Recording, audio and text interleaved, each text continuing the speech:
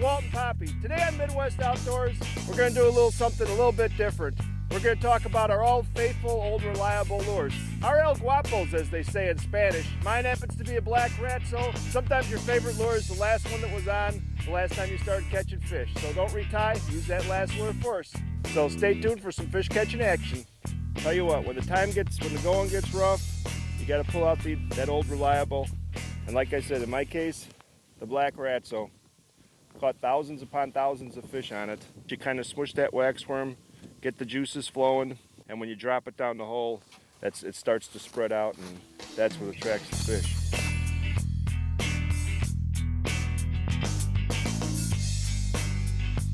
One thing that's nice, I'm using this longer Ice Hunter rod. This is the Walt and Poppy 40-inch quick tip, and the beauty of it is it's got the exact same action as the 26-inch quick tip that Poppy's using. So we've got two completely different lengths. I like a longer rod because it's more fun.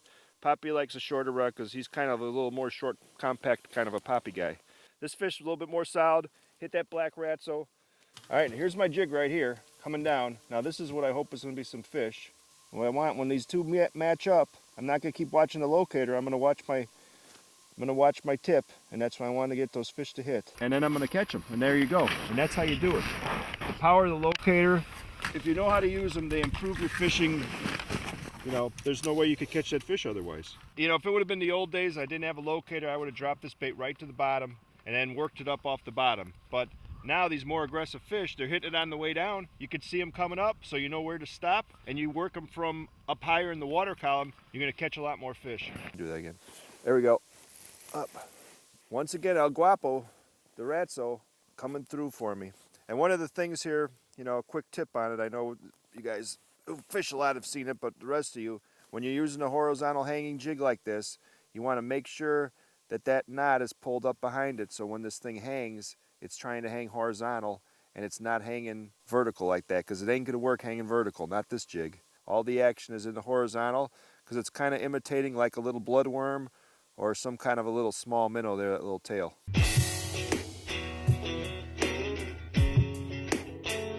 Hey Troy. Hello. Hey, you got a lot of them in there, huh? Using these gill toes today in diamond jigs, there's a lot of stuff out on the market, but you know what? We always relate right back to where, you know, what makes the money, the bread makers, if you want to say it. Yeah, well, it's true. When you're out there fishing for a living like you are as a guide, you got to go to what gets the fish on top of the ice for you and your clients. And that's been a good one, I'll tell you. That's why it's such a top seller. I've used a diamond jig. When we fish in deep water, it's a heavier jig to catch the fish for deeper water. 15, 20 feet of water, and this diamond jig gonna go all the way down to the bottom, and I don't have to wait that long. I'll get the fish right away. Will you wanna wait for me? I'll get you another one. Ooh, that's a honker, Keith. What you got there? Ooh, that's a honker. There you go. On the old reliable. That is the old reliable, the orange and black demon. There's a lot of old reliables out there, but when you're looking at jigs, the demon jig, that's a traditional teardrop lure, and that's what the old timers have been using for years. So it's very, very effective. Are you saying I'm an old timer? I ain't saying, I'm just saying. Yeah, my old reliables, I like these new diamond jigs. Orange and black. Them gills been coming up and getting to them. They take to them diamond jigs like a deer to an apple. Gotta love them. Woo! He's mad. There we go. Woo! You know, they're not huge, but they'll really taste good in a frying pan.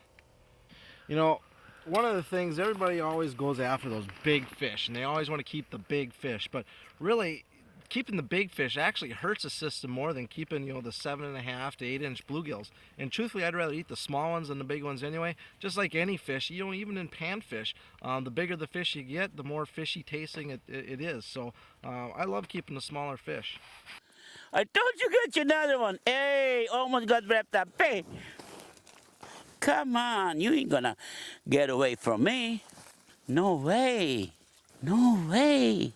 You guys out there, make sure you pull your traducer out so you get that fish don't get wrapped up around like it did mine right now. Diamond lure went down really fast and I caught the fish. There she go. Hey, what do you got there, Scott? What are you doing? Fishing with a fork and knife? Man's got to have his priorities, Walt. Oh, hey, it's the old black shrimpo. That's right, man. I've caught everything from panfish to whitefish on a good custom jig and spin jig. That's right, especially that shrimpo. Nice.